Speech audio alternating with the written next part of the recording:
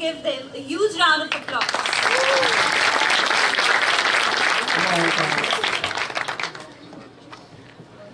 Thank you so much for that introduction. Hi, everyone. I'm Amy. Wait a minute, let me change that. Namaste. Mera naam Amy Hai. And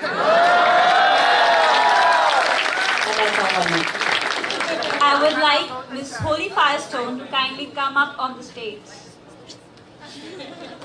and join the WIT panel members.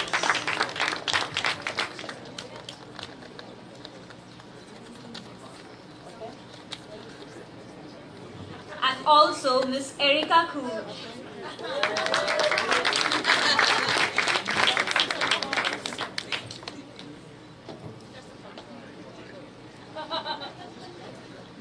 Okay? Can we start now? Okay. Thank you. Thank you again. So we're very excited to be here. I'm very excited to be here. I'm very thankful to Shiv and Vinay and the entire Indian Dreamin team for everything that they put together. I think they deserve a huge round of applause.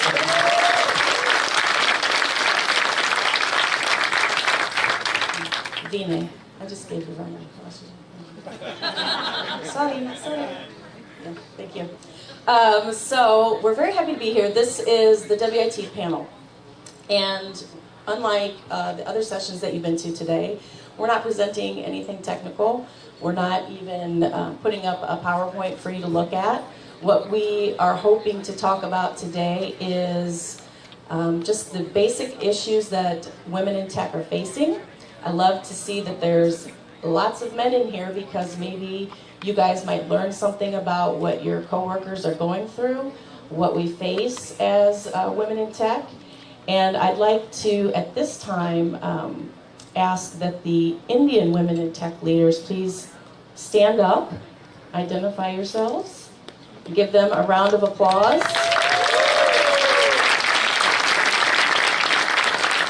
So during this session, what we'd like to do, well, just you heard our brief introductions and know us.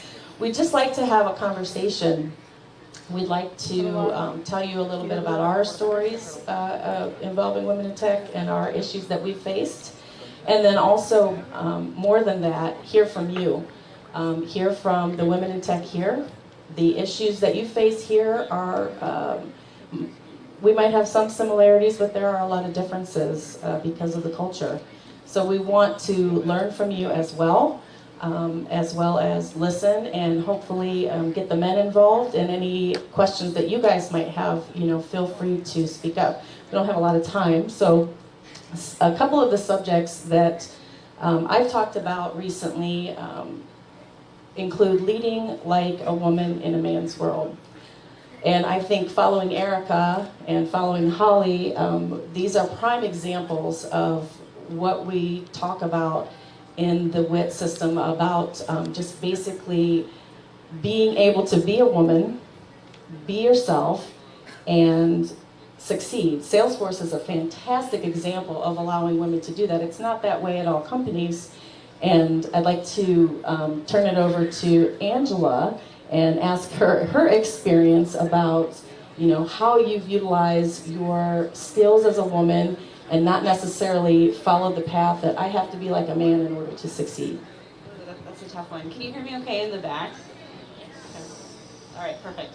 I'll tell you, when I started my Salesforce career as an admin, one of the accidental admins, I started in Puerto Rico, actually, in a very male-dominated sales society, and worked my way up into program management. And when I was a program manager, I was the only female actually on the team, and I was surrounded by, so if I stand up, I'm 5'4", I wear heels all the time, because every man that reported to me was about 6 feet tall. And let me tell you, that's intimidating when you're walking in and you have to, here's what we're doing today, tell me your problems. And I'm a mom, I have a 10 and a 12-year-old, but back then I think they were 4 and 6 or something like that. And I found that actually being a woman, I thought, was an asset. I don't know if other mothers can speak to this, because I had to deal with kids fighting each other all the time. And that's actually a great skill set that I would say my husband probably isn't as good, because he's just like, stop it. And I'm like, tell me what's going on. Let's use those parenting skills, the mom skills, to make sure that I was hearing what my team members were saying. And practice the patience that you have to practice with your kids, because you can't fire them, you have to work it out. So I could use those skills as an asset that I had when working with my team. I agree with that, and I want to I'm going to come out there to my women in tech in India and ask you guys to speak on this, because I want your perspective. It's very different for us in the States. I'm going to ruin your photography, sorry. If you could just stand up and introduce yourself and speak to that, if you wouldn't mind. Hello, good evening everybody. I'm leading Jaipur Women in Tech group, and just to let you know that we are the biggest Women in Tech group in India.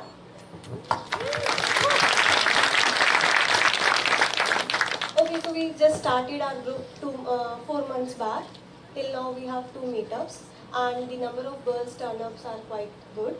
So currently we are discussing what issues they are facing, like all the stuffs which they are having in their professional life, as well as they are going with their personal life. So do you find it difficult starting the Women in Tech group and leading such a large group that are you hearing from your members about difficulties that they're having at work and things like that, as far as making time for the women in tech and carving out that space for themselves?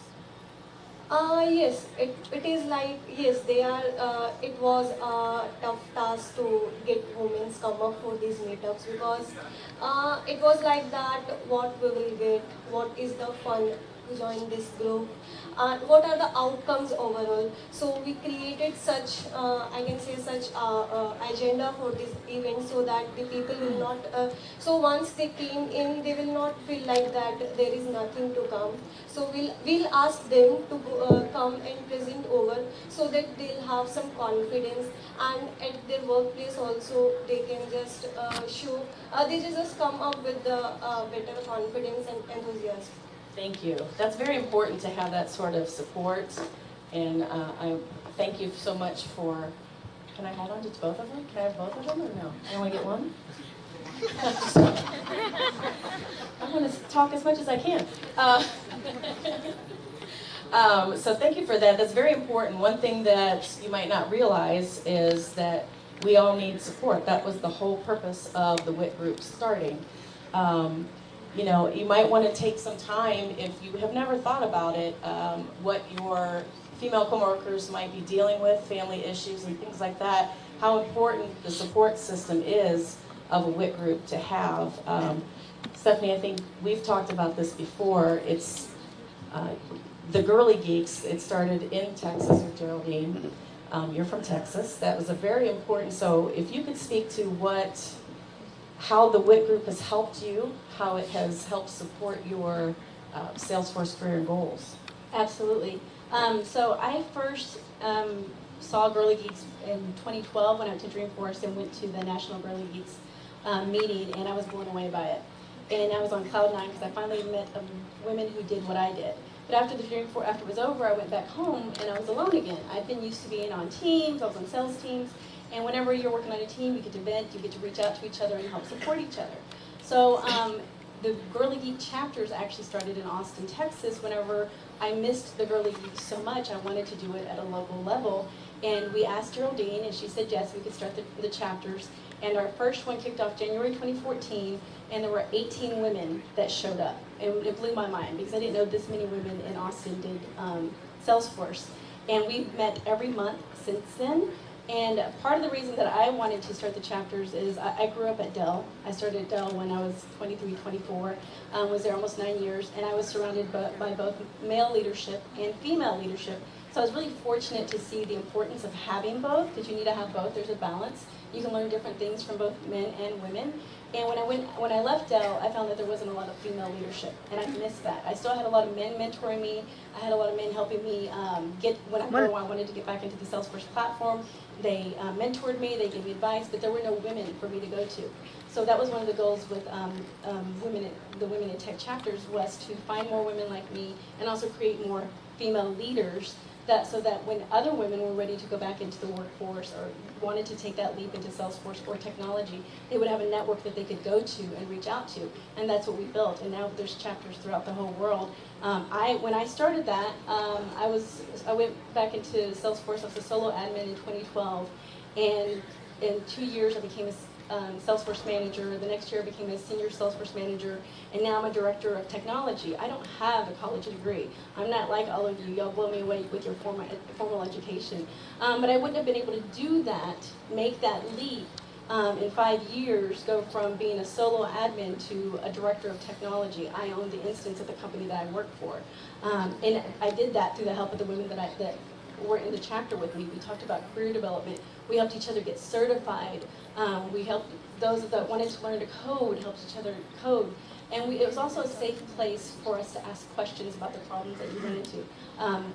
Running into problems, it seems so cliche. When I was at Apple, I presented an idea and it was kind of just passed over. 2 weeks later, a guy presented the exact same idea, like celebration erupted in the room because it was just such a great idea. So, you know, that stuff happens. And so you go to the WIT chapters and you find out how to deal with that. And for me, it was figuring out, you know what, if you're at a company that doesn't value your worth, leave. Because there's plenty of companies out there that will. I haven't had to look for a job since 2011. Every time I've moved positions, which has been about 1.5 years, somebody has come to me giving me a bigger, better offer. And each time, it was a 20% increase, at least. That's how I negotiated it, at least a 20% increase. And this last job, when they reached out to me, it was for Salesforce architect. And I told them, no, that's not my path. The next role that I'm going to do is as director level.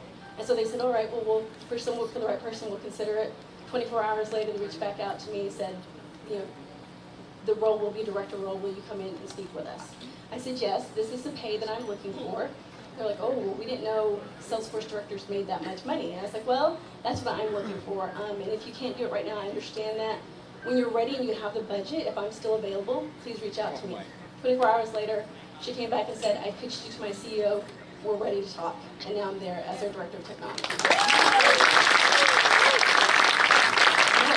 That really speaks to the power and the support that you had of piggybacking on what Erica talks about, community.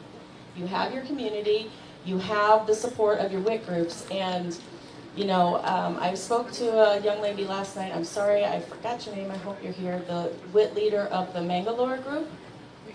Is she here? Yes, yes. So can you come down? Yeah. She's having a very difficult time. She started her group and no one's coming, and she wants to get the word out. So go ahead and speak about that a little bit. You took the initiative to start a group in an area where there was no WIT group. Why did you do that? Basically, Why is it important? Basically, it's a small place, not too small, but it's a small town. But there are companies in Mangalore. But there is a WIT group. Sakshi is actually the founder of that WIT group. I own a Mangalore user group. Okay. So basically, we found out that there are Salesforce people over there, but there was no group as such. So just to start off with that, and I was there, so we initiated that. But the issue I'm facing over there is not, since there are very few companies over there, so it's hard to approach them, and it's hard to, you know, tell them there is a group or to educate them over there. And I'm trying it through LinkedIn and, you know, Twitters, but I'm not getting people going to the community and registering for the group. So as a woman, that's phenomenal that you took that initiative, and I'm curious to hear from you how you feel these user groups are helping you. Why do you want to go to a user group? What is in it for you, basically? See, for me, I'm a lady. I'm working from IT industry from for quite a long time, but not with Salesforce. It's new for me. Salesforce last 1 year. But I see a lot of many ladies in India who are very capable, but they have given their life, you know, for the family, and they don't work. So this was the right time where we Dreamin, and we started with the Adya group, where we started educating ladies who want to come back to the future after a time, you know, when the kids grow, you know, they are good enough and you are independent, you can go back to the technologies and you are capable enough to learn. So at that point of time, there was no platform where they can come back to. So Salesforce was one of the platform where they can come back and they can start off a career. And there are so many examples of ladies. And I think this is one company where I see maximum number of ladies working. Yeah. You know the proportion, if you see Trailhead, if you see Trailblazers, everywhere in the success community, you see the pictures of ladies. Yes. You know, that's inspiring. That's So you don't see in any other technology. Thank you for sharing it. Thank you so much. So it's very, we're all, except for one, mothers on this panel, so we can relate to, you know, having some sort of backup plan. You leave, you have your kids, you come back to work. That's very important. It is paramount when you have a support system. So here, from what I'm hearing from some of the women that we've spoken to, how much they rely and need time away to just, you know, spend time with other women in tech, and it's difficult to get that time away from work, which is a little different from what we experience in the States. You know, I want to have a WIT meeting, I'm going to schedule it, I'm going to take my time. So that's a very different cultural thing. So thank you guys for sharing that. It kind of almost sort of segues into another thing that we often talk about, and that's called Impostor Syndrome. I don't know if you guys are familiar with that, but a lot of people in the Salesforce world are very successful very quickly. And I myself am one of those people who thought, I don't have a computer science background. I don't deserve the level of compensation that I get. I don't deserve the prestige that I get because I'm a fraud and people are going to find me out. And I thought that this was something only women suffered from because, you know, we're so hard on ourselves. I spoke earlier with Stephanie about this. She said she is like the poster child for imposter syndrome. So Steph, if you could tell us your story, if you feel like sharing it. For me, when she brought this up, it reminded me, I've been in technology for almost 20 years. I started at Dell back in 1998, so I'm aging myself. And when I first started, I didn't even want to apply for the job. It was a sales job. My ex-husband was like, you know, you should really go into sales at Dell. I was like, I don't even know how to use a computer. How am I going to sell a computer? So just to shut him up, I went and interviewed for the job, and I got it. And they put you through a 3-week intensive training program where every single day they're testing you on the system that you use, they're testing you on sales techniques, and testing you on product. But I was scared to death, and there was nobody that looked like me. They all had degrees. There was a guy there from NASA. He left his NASA job to come work at Dell. So I felt like there was a mistake. They weren't supposed to hire me. I would come into the room and there's 2 buttons on the desktops. I don't know if y'all know what those are. And I was petrified. I was like, please let the monitor be on, even though it was the desktop that powered it, because I wouldn't know which button to turn on to start it. And I didn't want anybody else to see that I didn't know how to turn on a computer. But at the end of the 3 weeks, you know, I would always end up number 1 or number 2 in the test because I was just like, I got to prove myself. And at the end of the 3 weeks, there was a final that we had to take, and everybody was going to study together. But I was like, I'm not going to study with you guys again. I don't feel like I measure up to them. So I went home, and I had so much anxiety that I couldn't even study. Like, I was sick to my stomach. I laid in bed. I could still see the room around me right now because I was so petrified about this opportunity that I'd gotten and that I wasn't going to live up to everybody else. We took the final, and I ended up making the second highest grade in the class at 96.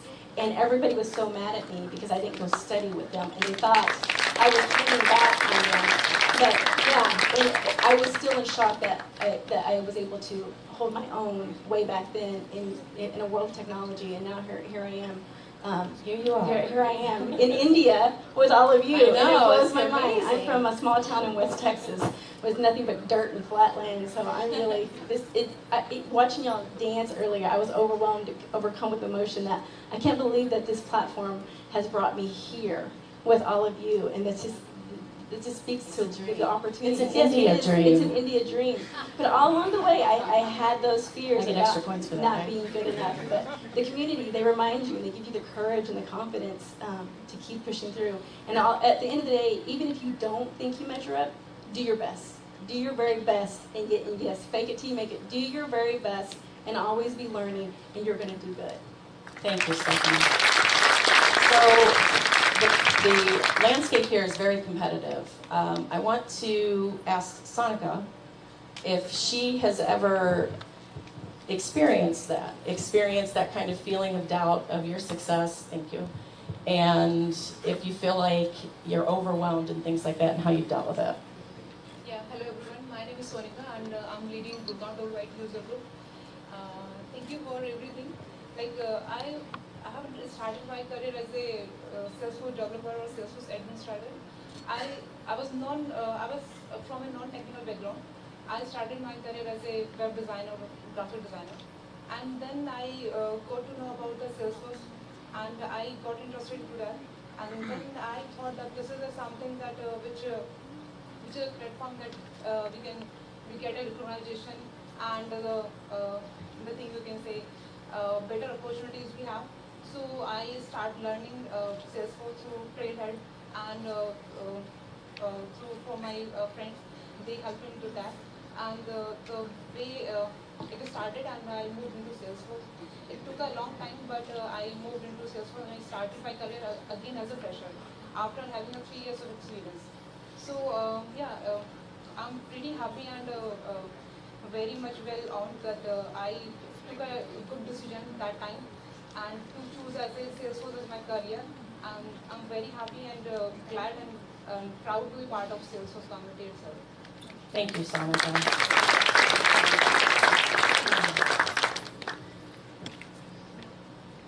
So, with that being said, Angela, do you have anything to add? I think we've heard a little bit about what it's like to be a woman in a kind of a man's world and how we've managed to overcome that, how we've managed to overcome our own kind of self-doubt.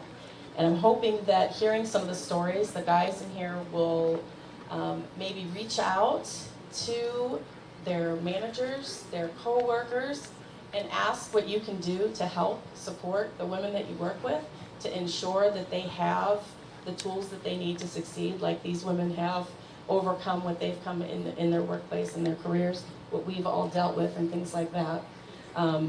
If you have any suggestions that I've missed, I would love for you to present that. Well, you kind of took the words right out of my mouth, because what I was thinking as I was listening is, gentlemen, if you look around, you'll notice that you are the vast majority. I'll tell you honestly, still, it's intimidating to me when I walk into a room and I am one of the very few female faces. You know, walking through halls, walking through Dreamforce, still it's getting better, but it's still intimidating. And I think it's hard to understand because it's not what you do, because you're surrounded by people that are like you. But when a woman walks into a room like this, it can be tough and then to stand up and ask a question. So what I'd like to ask you to do is, over the next couple of weeks, you play an important role. Some men wonder, like, oh, it's the WIT groups. They're off doing their, little women thing, and that's fantastic. Go girls. But we need you. We need you. We're both partners in this whole work that we're doing to help equalize what our workforces look like. So what I'd like to ask of you is, when you're sitting in meetings, or maybe you're doing code reviews or trying to figure out what the best solution is, pay attention to yourself and make sure you're listening to your female colleagues. I have so many experiences, like Stephanie mentioned, where I'd say something and then a male colleague would say it, and my boss is like, that's a great idea. I'm like, I just said that. And when I quit, because ultimately I did quit, I said, insert boss's name, I got tired of you not listening. And he finally said, you're right, I wasn't. And it was too late. I was a senior manager then, and I took 5 years of knowledge with me because we didn't document. I'm going to let you know that. So that was a painful learning process. So men, listen. When they say something, when women say something, acknowledge it and help move them forward, because we definitely need help with this. And you can look at the slide right up on the screen. It applies to this situation as well. And it's super easy. It doesn't cost you anything. How will you change the environment for the women that you work with, for your sisters, for your coworkers, for your friends that need this support and need this type of change? I want to thank everybody for being on the panel. Thank you for the last minute additions from Holly and Erica. Thank you so much. And thank you, India Dreamin, for having us. It's been everything that I've dreamt of and more. So Thank you. If there's any questions, we'll take those.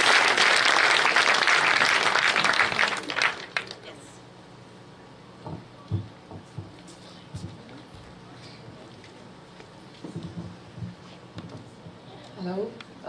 Thank you, everyone. Actually, I don't have a question, but want to share something. Actually, I want to thank WIT Startup, and I want to thank WIT leader Mitul Patel. She has introduced the WIT Ahmedabad to me, and that time was really very down for me. It was 5-year experience, and then I had my baby, and I was working from home. So it was like I was feeling like disconnected. That I'm working. I was feeling like I'm a machine. I'm working for office, working for household work, and taking care of baby. So everything I'm doing, but there was something in mind like, I'm disconnected. What other people are doing, I don't know. I was not getting time to go to the social media, to check with the friends what they are doing. Whenever they call, I suddenly say, okay, I'm busy.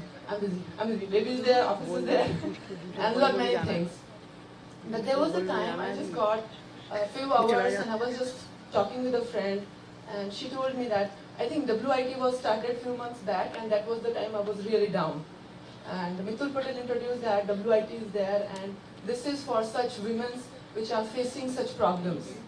And I visited that, I attended that event, and there were ladies who were having, Norika from Aptus, who was having 20 years of experience, and she shared his experience that when she had a baby and what was the situation. So it was similar. So I feel like, okay, I'm not the alone who is feeling this. And that's a great story. Thank you so much for sharing. That's exactly the whole point of it. Thank you. We are at time. Shiv is going to take the microphone away from me, and I don't want that. Thank you, everybody. If anybody wants a picture, we're here. Thank you. Thank you.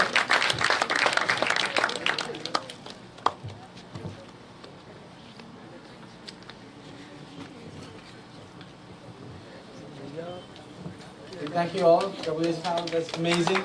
Lots of stories in here.